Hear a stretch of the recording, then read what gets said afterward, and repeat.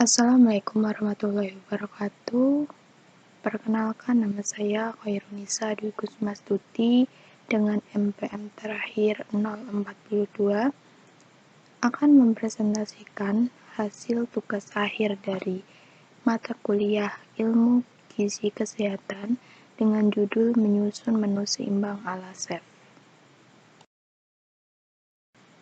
Yang selanjutnya ada kompetensi dasar dan pengalaman belajar.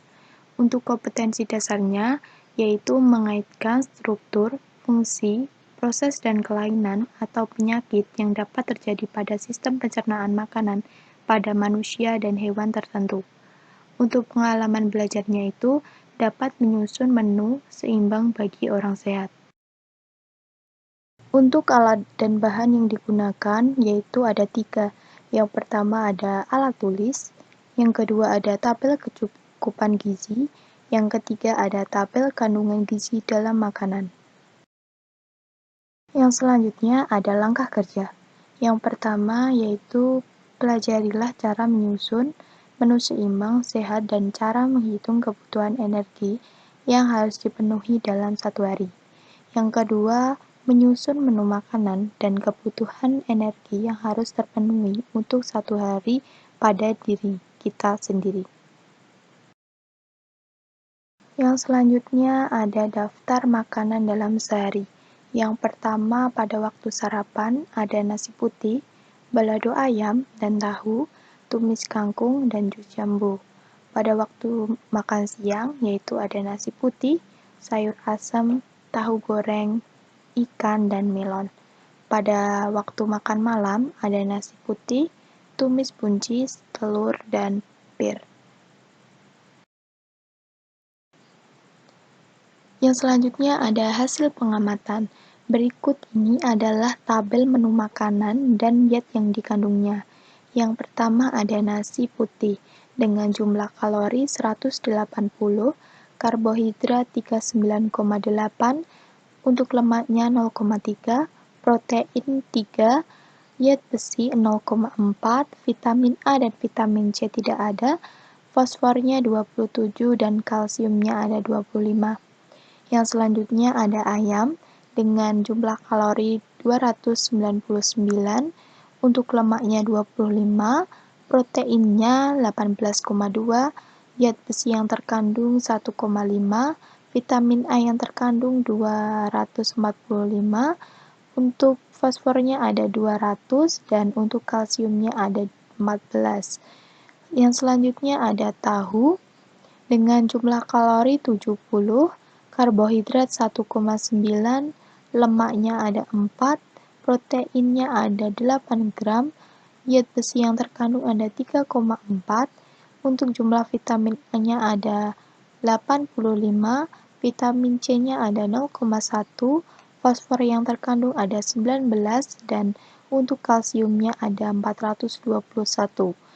Yang selanjutnya bahan makanannya ada kacang panjang dengan jumlah kalori 50, karbohidrat 8,5 gram, untuk lemaknya ada 0,3 gram, proteinnya ada 0,3 gram, zat besi yang terkandung ada 1,1, vitamin A-nya ada 1035, vitamin C-nya ada 36, fosfornya ada 65 dan kalsiumnya ada 114. Untuk bahan makanan kangkung ada kalorinya yang terkandung ada 29, karbohidratnya ada 5,4, lemaknya ada 0,3, proteinnya ada 3,0, zat besi yang terkandung ada 2,5, untuk jumlah vitamin A dan vitamin C-nya tidak ada, fosfornya 5, dan kalsiumnya 73. Untuk labu siam, jumlah kalorinya ada 17, karbohidratnya 3,9, lemaknya ada 0,13, proteinnya ada 0,82, zat besinya ada 0,5, untuk vitamin C-nya ada 7,7, fosfornya ada 25, dan kalsiumnya ada 14.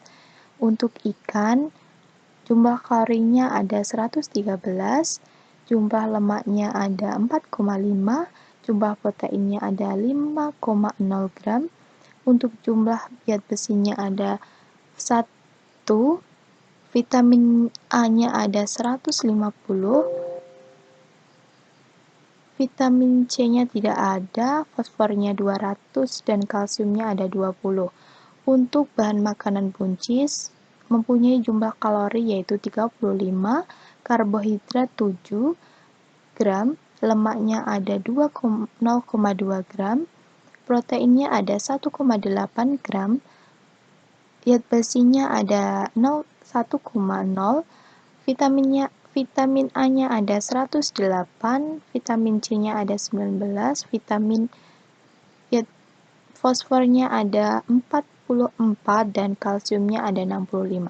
Selanjutnya yaitu telur dengan jumlah kalori ada 251, karbohidratnya 1,4, lemaknya ada 19,4, proteinnya ada 16,3, zat besinya ada 2,5, vitamin A-nya ada 36, fosfornya ada 250, dan kalsiumnya ada 62. Untuk buah jambu mempunyai kalori 68, karbohidratnya ada 14, lemaknya ada 1,6 gram, proteinnya ada 2,6 gram, zat besinya ada 1,1, vitamin A-nya ada 624, vitamin C-nya ada 288,3, fosfornya ada 28, dan kalsiumnya ada 14. Selanjutnya yaitu buah melon. Buah melon mempunyai jumlah kalori yaitu 88, karbohidratnya 16,1, lemaknya 0,2, proteinnya 1 gram, zat besinya 0,2, vitamin A-nya 3382, vitamin C-nya ada 36,7, fosfornya ada 25, dan kalsiumnya ada 24,7.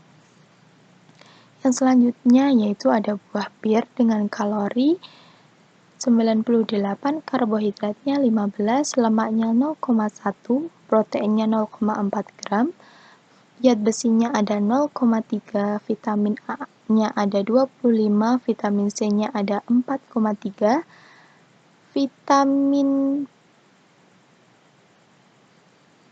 fosfornya ada 21,4, dan kalsiumnya ada 16. Yang selanjutnya ada perhitungan kebutuhan gizi. Yang pertama ada BMR, yaitu basal metabolic rate, yaitu dengan rumus 665 ditambah 9,6 dikali berat badan ditambah 1,8 dikali tinggi badan dan dikurangi 4,7 dikali usia, yaitu memperoleh 1277,7 kekal. Untuk TEE-nya yaitu atau total energy expenditure, yaitu BMR dikali dengan faktor aktivitas, yaitu memperoleh 1559,179 kekal. Dan untuk kecukupan gizinya itu dengan rumus TEE ditambah 0,1 dikali TEE, yaitu memperoleh 1715,969. Yang selanjutnya ada analisis data. Yang pertama ada kalori yang dibutuhkan tubuh setiap harinya. Kalori merupakan energi yang diperoleh dari makanan dan minuman serta penggunaan energi dalam aktivitas fisik. Tubuh kita memerlukan kalori untuk menghasilkan energi. Energi sangat berperan penting dalam kehidupan. Tanpa energi, sel-sel tubuh bisa mati. Sistem-sistem organ dalam tubuh bisa berhenti, serta tidak dapat melakukan aktivitas sehari-hari. Sumber kalori dari makanan dihasilkan dari lemak, karbohidrat, dan juga protein, menurut Menkes 2013. Kebutuhan kalori bisa dihitung berdasarkan gender, umur, tinggi dan berat badan, serta komposisi tubuh, aktivitas, serta kondisi fisik seseorang. Kebutuhan kalori laki-laki berbeda dengan perempuan, meskipun rentang umurnya sama. Jika kegiatan yang dilakukan menumbuhkan aktivitas yang fisik yang lebih berat, maka kebutuhan akan asupan kalori hariannya meningkat. Menurut Aji Dharma dan kawan-kawan 2019. Secara umum, kebutuhan kalori per hari rata-rata pria dewasa yaitu 2.500 kalori, sedangkan perempuan dewasa sekitar 2.000 kalori. Apabila dilihat dari faktor umumnya, cenderung berkurang, sehingga orang tua tidak lagi membutuhkan asupan kalori sebanyak sebelumnya. Sedangkan menurut Dedeh dan kawan-kawan 2010, kecukupan energi diperlukan untuk kegiatan sehari-hari dan berfungsi dalam proses metabolisme tubuh. Cara yang sederhana untuk mengetahui kecukupan energi dapat dilihat dari berat badan. Pada remaja perempuan usia 10-12 tahun memiliki kebutuhan energi sebesar 50-60 kcal per kilogram berat badan per hari. Sedangkan usia 13-18 tahun yaitu sebesar 40-50 kcal. Pada remaja laki-laki usia 10-12 tahun mempunyai kebutuhan energi yaitu 50-60 kcal, sedangkan usia 13-18 sebesar 45-50 kcal. Dengan mengetahui kebutuhan kalori kita per hari, kita dapat terbantu dalam menjaga kesehatan tubuh kita karena hal tersebut bisa mempengaruhi keseimbangan energi yang kita gunakan setiap harinya.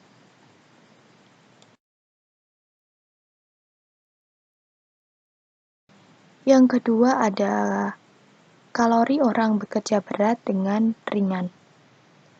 Kebutuhan kalori antara orang yang bekerja berat dengan orang yang bekerja ringan jelas berbeda. Besar kalori yang dibutuhkan untuk masing-masing pekerja tidak sama. Semakin berat suatu pekerjaan, maka semakin besar juga kalori yang dibutuhkan.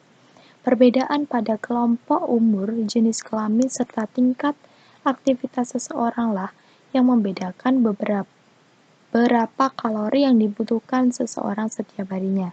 Sebagai contoh, seorang yang melakukan aktivitas berat akan membutuhkan konsumsi kalori lebih banyak daripada orang yang aktivitasnya sedang, menurut Sukri Shahab 1997.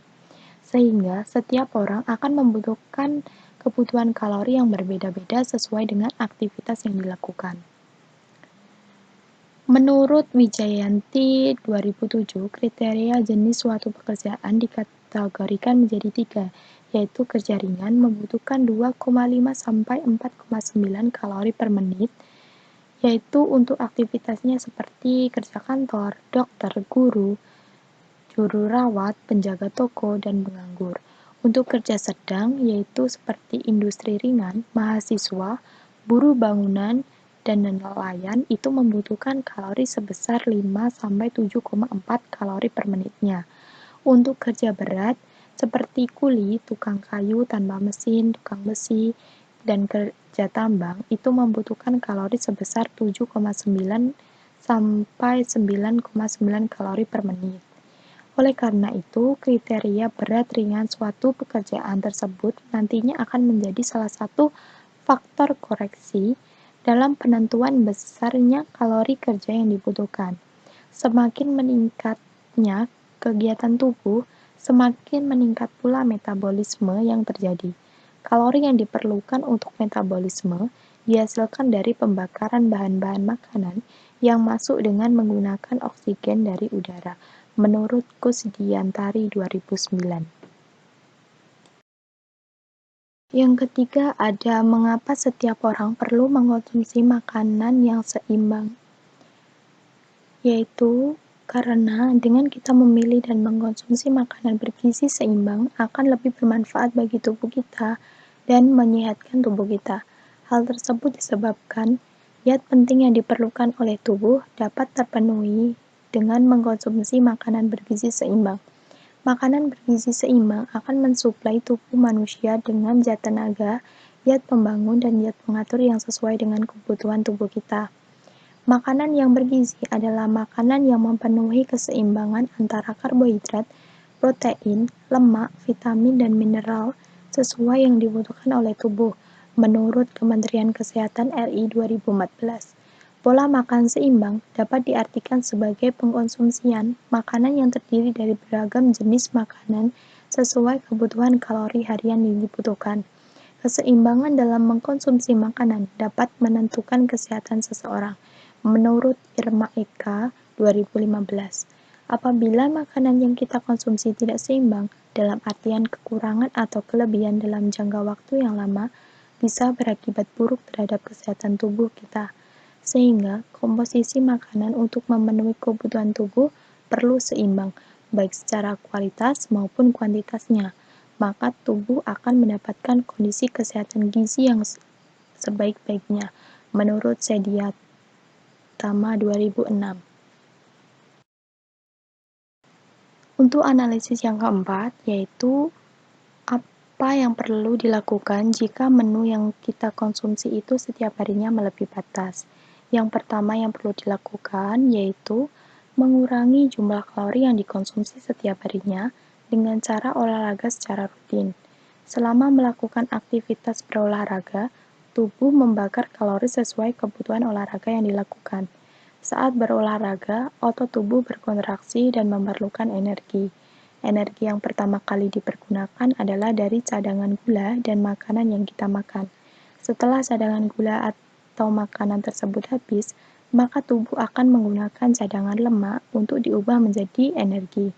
Di saat itulah cadangan lemak akan berkurang dan diubah menjadi energi, menurut Pane 2015.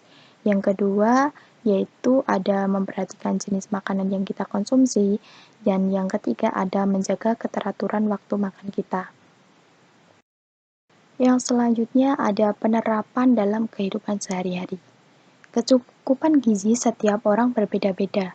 Hal tersebut tergantung dari umur, berat badan, ataupun aktivitas sehari-hari. Untuk itu, diperlukan penyusunan menu seimbang dalam suatu keluarga yang sesuai dengan kecukupan gizi yang dianjurkan dalam pedoman. Makanan yang bergizi tidak haruslah mahal, tetapi makanan yang bergizi merupakan makanan yang memenuhi keseimbangan antara karbohidrat, protein, lemak, vitamin, dan mineral yang sesuai dengan dibutuhkannya oleh tubuh kita. Oleh karena itu, setiap keluarga harus dapat menyesuaikan menu yang kita konsumsi setiap harinya, sesuai dengan kemampuan biaya hidup setiap keluarga. Yang terpenting, makanan yang kita konsumsi itu mempunyai gizi yang seimbang. Yang selanjutnya yaitu kesimpulan. Berdasarkan menu seimbang yang telah disusun di hasil pengamatan dan analisis data yang itu dapat disimpulkan bahwa makanan yang bergizi merupakan makanan yang memenuhi keseimbangan antara karbohidrat, protein, lemak, vitamin, dan mineral yang sesuai dibutuhkan oleh tubuh untuk tumbuh dan berkembang. Dalam makanan yang kita konsumsi mengandung sejumlah kalori. Kalori inilah yang merupakan energi yang diperlukan tubuh untuk melakukan aktivitas sehari-hari. Untuk kebutuhan kalori, setiap orang itu pun berbeda-beda. Hal tersebut dipengaruhi oleh gender, umur, tinggi dan berat badan, komposisi tubuh, aktivitas, serta kondisi fisik seseorang. Sehingga dengan adanya hal tersebut, kita setiap hari harus mengkonsumsi makanan yang bergizi seimbang supaya makanan tersebut dapat mensuplai tubuh kita dengan zat tenaga, zat pembangun, dan zat pengatur yang sesuai dengan kebutuhan tubuh kita. Untuk pola makanan juga harus dijaga agar tubuh kita terjaga kesehatannya. Demikian presentasi dari saya. Apabila ada salah kata dalam pemaparan materi tersebut, mohon dimaafkan. Wabillahi taufiq wal hidayah. Wassalamualaikum warahmatullahi wabarakatuh.